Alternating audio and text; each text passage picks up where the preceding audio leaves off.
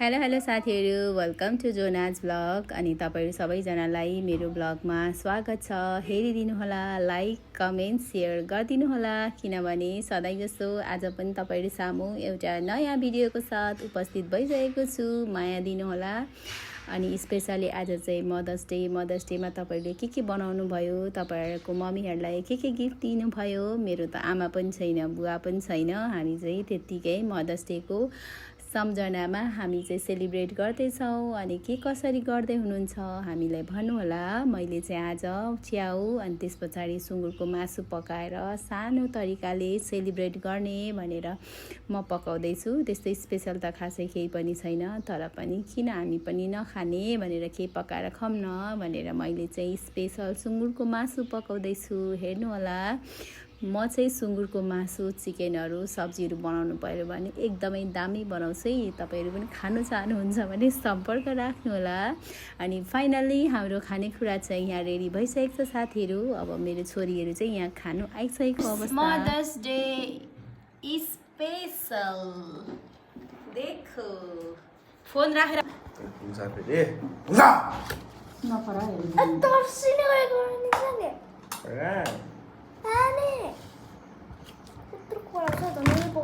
कराउनुहुन्छ हौ, दादालाई त कराउनुहुन्छ अनि रिस्पेक्ट पो गर्ने त, रिसाउँछ त त्यसरी।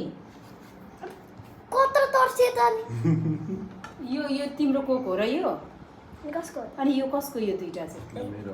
कसको यो दुईटा चाहिँ मेरो? जहिले पनि के गर्छ सानो मान्छेले, सानै रोज्छ। उठा त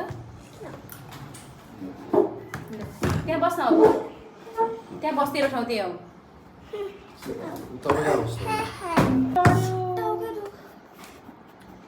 जुलु बसेर खाइहाल्छ। अब नो कम्प्लेन है। बिहान पनि मोबाइल हेरेको छ कि दुईजना, अनि अहिले लडेर हो कि उफ्रेर हो अनि थाहा छैन है मलाई।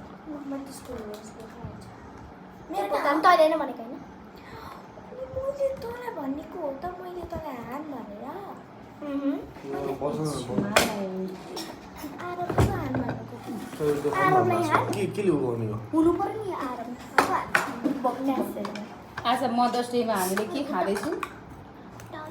पुलाउ, मासु, भात। तिमीहरू मासु खाँदैनौ है? खासाले खाँदैन, ठुलो अचार त खान्छ। कसले खाँदैन?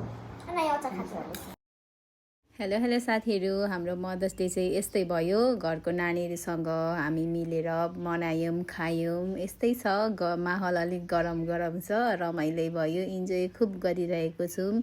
Thank you so much for watching, thank you so much for loving me. हेरिदिनु भयो, लाइक कमेन्ट गरिदिनु हुने जो जति साथीहरू हुनुहुन्छ सबैजनालाई थ्याङ्क यू। अनि लास्टमा के भन्न चाहन्छु भने once again happy mother's day. Bye bye, see you next blog. छिटो खाइसक न, छिटो खाइसक। आज तपाईँहरू छेमाको भ्लगमा के भन्न चाहनुहुन्छ गाइजहरू? आजको भ्लगमा हाई। अनि आज छेमाले के खानु दिएको, बनाएर दिएकोमा no appreciate, no thank you. Limbu भाषाबाट थ्याङ्क यू भन्दै त के अरे खुम्सा इङ्ग्लिसबाट के भन्छ, नेपालीबाट भन्नुपर्छ छेमालाई थ्याङ्क यू। धन्यवाद।